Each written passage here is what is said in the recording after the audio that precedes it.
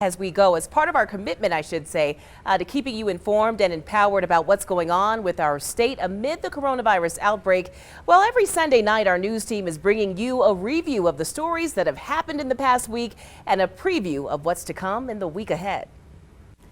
COVID has certainly changed everything this year, and this past week with major holidays was no exception.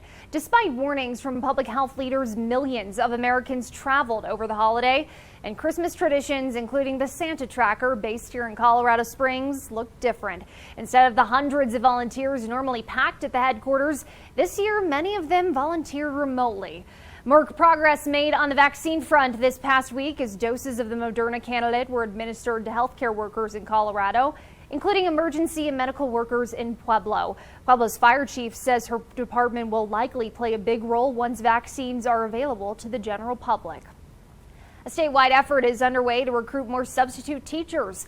Pueblo District 60 is a part of the effort. They say their district needs anywhere from 100 to 200 subs on a daily basis. In the nation's capital, concerns this week over when Americans will see another round of financial relief.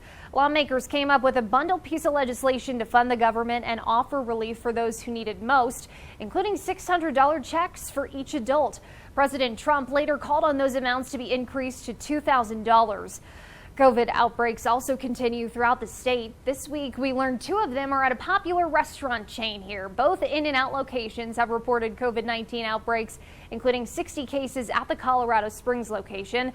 The restaurant's corporate office says the number of cases is concerning, and those who have tested positive or were in contact with those who tested positive are under quarantine. Now let's get to our preview, which as we enter the final days of 2020, we'll be reviewing some of the key moments that shaped our community this year. All of our lives changed in some way, shape, or form in 2020. We're taking a look back at it all, from the pandemic to protest and this year's election. We'll also look at what's changing in 2021, from new laws going into effect to the balance of power in government of all levels. As we continue to rebound from the pandemic, our Elizabeth Watts introduces us to a local basketball team trying to start their season safely and in line with COVID guidelines.